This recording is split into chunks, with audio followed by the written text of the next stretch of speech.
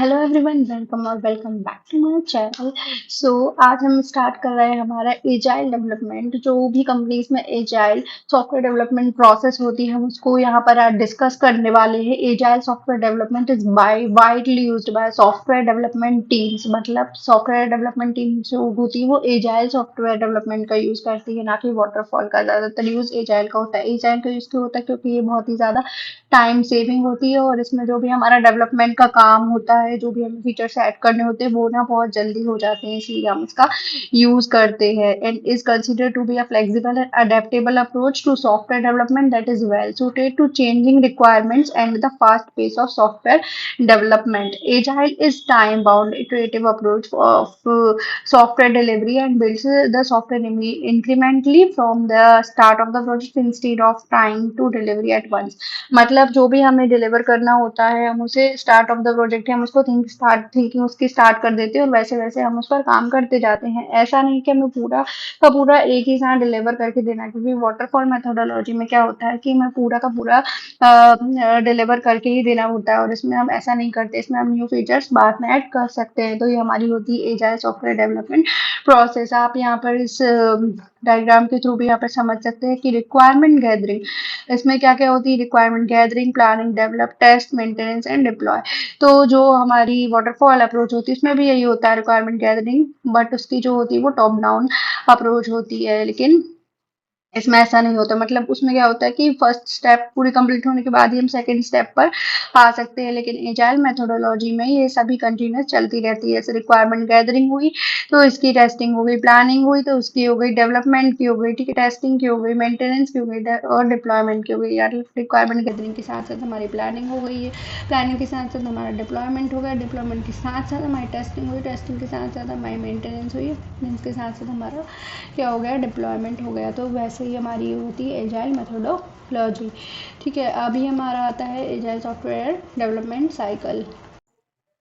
So you can see in this diagram also कि यहाँ पर क्या हुआ है? रिक्वायरमेंट गैदरिंग हुई, planning, development, testing, maintenance, deployment. यही 6 फेज जो होते हैं वो हमारे वाटरफॉल में भी होते हैं। लेकिन वाटरफॉल में क्या होता है? हमारा पहला रिक्वायरमेंट गैदरिंग होता है, फिर सारी रिक्वायरमेंट गैदरिंग होने के बाद में उसकी प्लानिंग होती है, फिर पूरी प्लानिंग होने के बाद में क्या होता है? डेवलपमेंट होता है। और जब तक पूरा डेवलपमेंट नहीं हो जाता तब तक टेस्ट नहीं होता है। पूरे डेवलपमेंट होने के बाद में उसकी पूरी टेस्टिंग होती है, ठीक है, और फिर पूरी टेस्टिंग कंप्लीट होने के बाद में ही वो मेंटेनेंस में जाता है। और अगर उसमें कुछ भी प्रॉब्लम आई तो वापस से टेस्टिंग टीम को दिया जाता है, नहीं तो मेंटेनेंस के बाद में वो क्या हो जाता है?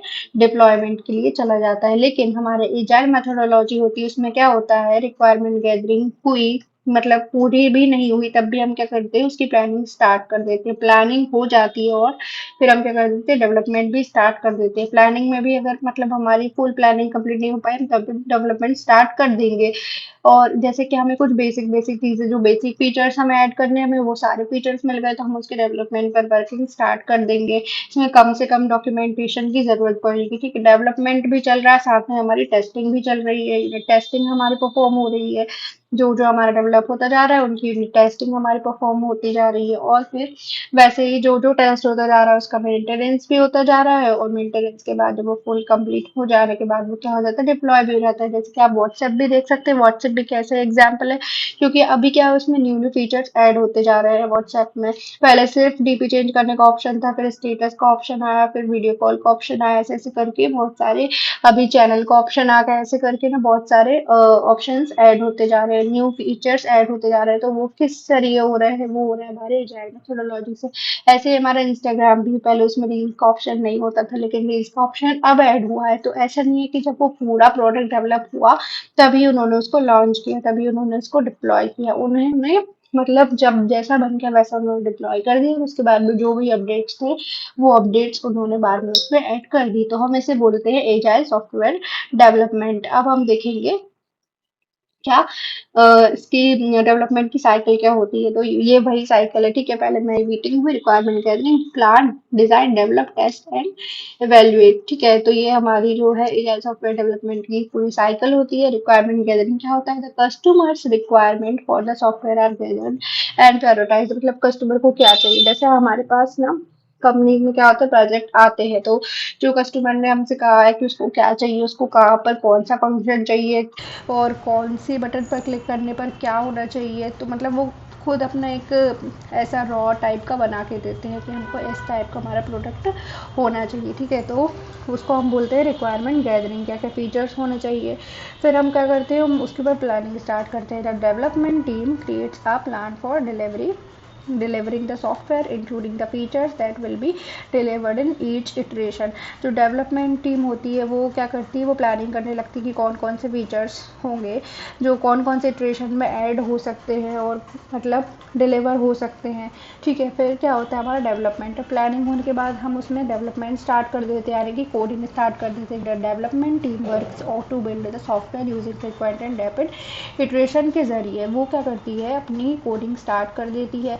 और जब कोडिंग हो जाती है तो वो क्या करती है, टेस्टिंग करने लगती है। और ये सारी ना मतलब कंटिन्यूस चलती रहती है ये चीज़, ऐसा नहीं कि ये हो गया उसके बाद में ये होगा। ठीक है, इसमें क्या होता है कि डेवलपमेंट हो गया जितना भी हुआ, उसकी टेस्टिंग भी चल रही है साथ में। ठीक है, और टेस्टिंग के साथ साथ उसका डिप्लॉयमेंट भी चल रहा है और मेंटेनेंस भी चल रहा है। The software is thoroughly tested to ensure that it meets the customer's requirement and is of high quality। and deployment में क्या होता है, the software is deployed and put into use। अब क्या हो गया, टेस्ट होने के बाद में सॉफ्टवेयर को डिप्लॉय कर दिया और the software is maintained to ensure that it continues to meet the customers need and expectation.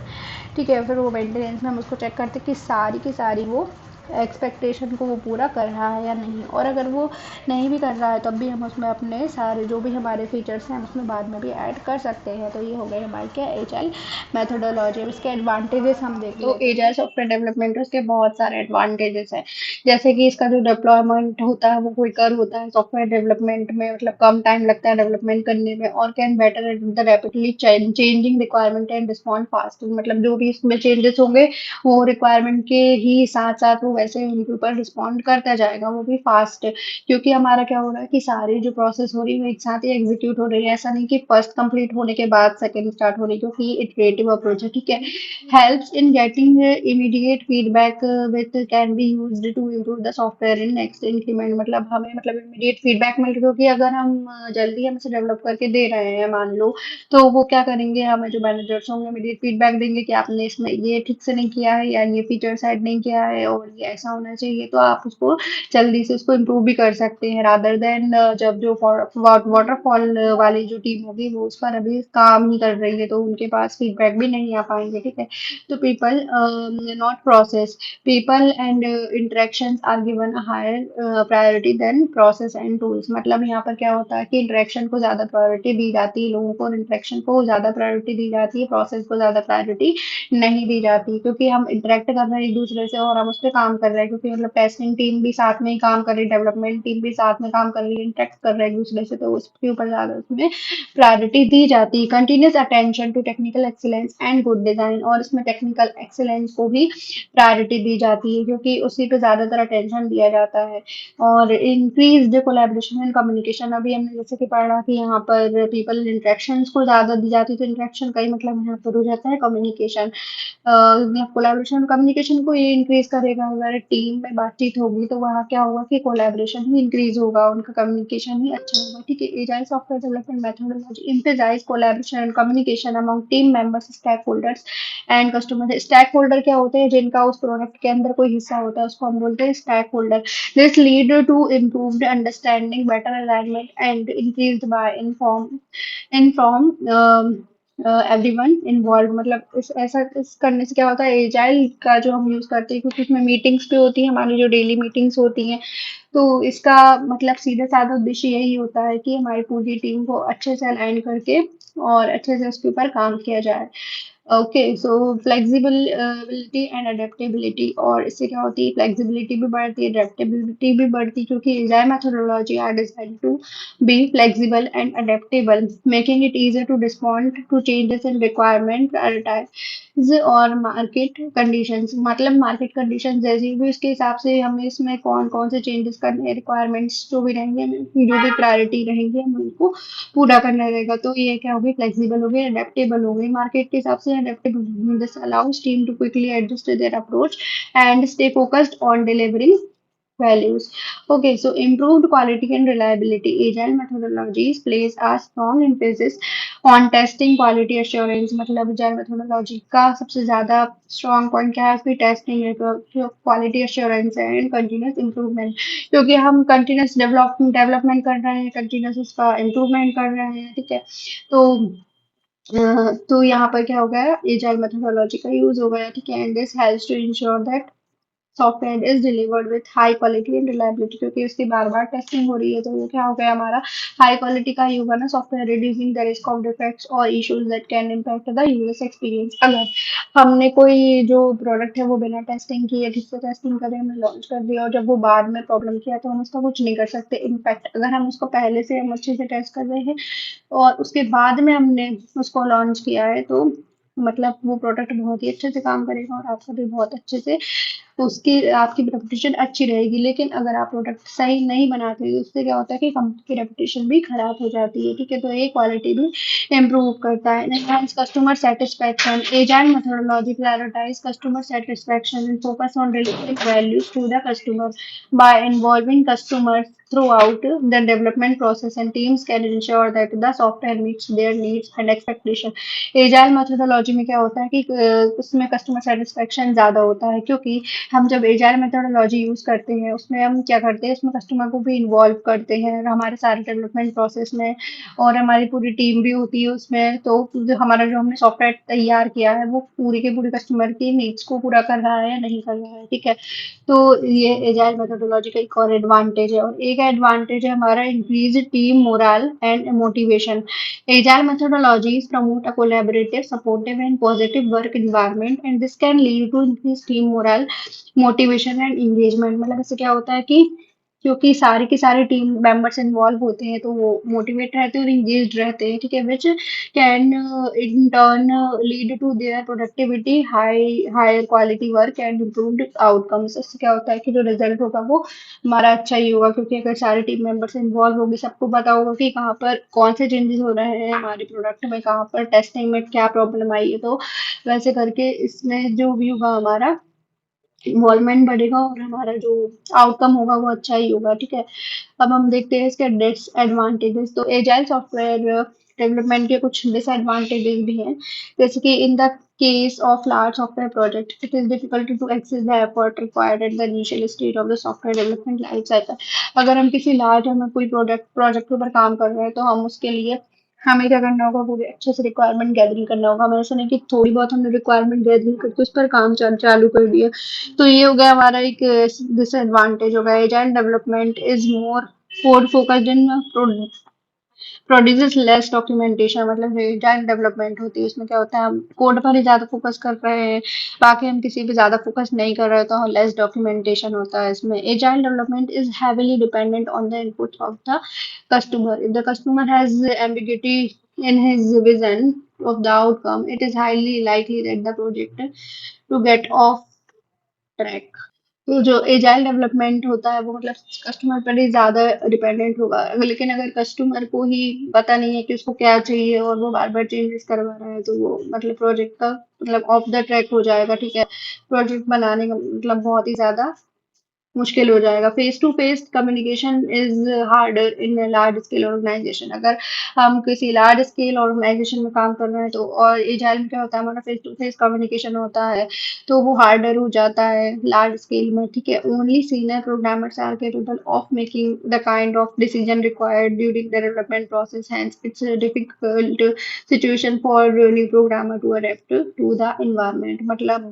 जैसे जैसे हम लार्ज स्केल पे काम करेंगे वहाँ पर क्या होगा कि सीनियर प्रोग्रामर्स होंगे वो क्या होंगे वही उसमें चेंजेस करेंगे डेवलपमेंट प्रोसेस में तो जो जूनियर प्रोग्रामर्स होंगे उनको अडेप्ट करने में दिक्कत होगी ठीक है lack of predictability agile development relies heavily on customer feedback and continuous iteration which can make it difficult to predict project outcomes and timeline and budget क्योंकि वो कस्टमर के ही अकॉर्डिंग वो पूरा काम कर रहे हैं तो वो पूरे के पूरे कस्टमर पर ही डिपेंडेंट हो गए हैं रादर देन कि उनकी टाइमलाइंस क्या होगी उनका बजट क्या होगा वो सिर्फ अपने काम करने में बिजी हो गए, तो लैक ऑफ प्रेडिक्टेबिलिटी हो जाती है इसमें। और limited scope control, agile development is designed to be flexible and adaptable, which means that scope changes can be easily accommodated. However, this can also lead to scope creep and lack of control over the project scope. क्योंकि हम इसमें continuous integration, continuous deployment करते जा रहे हैं, तो इसमें क्या होगा, जो स्कोप होगा उसका लिमिटेड हो जाएगा। जहाँ development is design to be flexible, adaptable, ठीक है, which means that scope changes can be easily accommodate.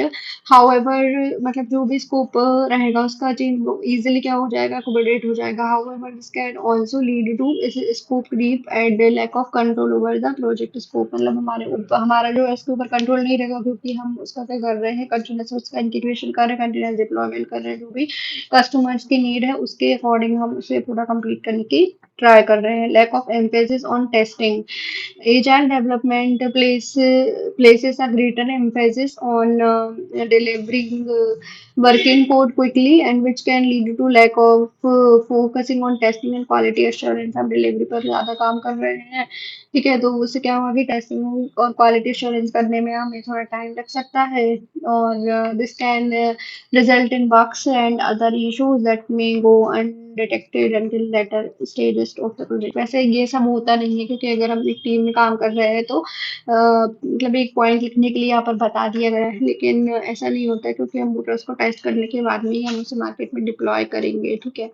Risk of team burn out, agile development can be intense and fast paced with frequent sprints and deadlines. This can put a lot of pressure on team members and lead to burnout, especially if the team is not given adequate time to rest and recovery. मतलब इससे क्या होगा कि जो हमारी team पे है उस पर भी ज्यादा असर होगा, क्योंकि वो अगर अपने काम करने में लगेंगे तो उनको भी रेस्ट का टाइम नहीं मिलेगा, रिकवरी का टाइम नहीं मिलेगा। तो इस तरह से ये टीम पर मतलब थोड़ा ज्यादा बर्डन टाइप हो जाएगा। इसलिए ऐसा यहाँ पर बताया है, development can be intense and fast paced, क्योंकि ये बहुत ही ज्यादा जल्दी काम करने वाली टेक्निक है, जिसमें हम सब कुछ जल्दी जल्दी करने का ही ट्राई करते हैं, ठीक है। और इसमें फ्रिक्वेंट मतलब मीटिंग्स भी होती रहती है, इसमें डेडलाइंस भी रहती है। इसलिए क्या होता है कि जो भी टीम मेंबर्स होंगे, जो भी इस पर काम कर रहे हैं, उनके लिए ये हो जाएगा, मतलब उन्हें रेस्ट करने का कोई भी बिल्कुल भी टाइम नहीं मिलेगा। Lack of structure and governance, agile development is often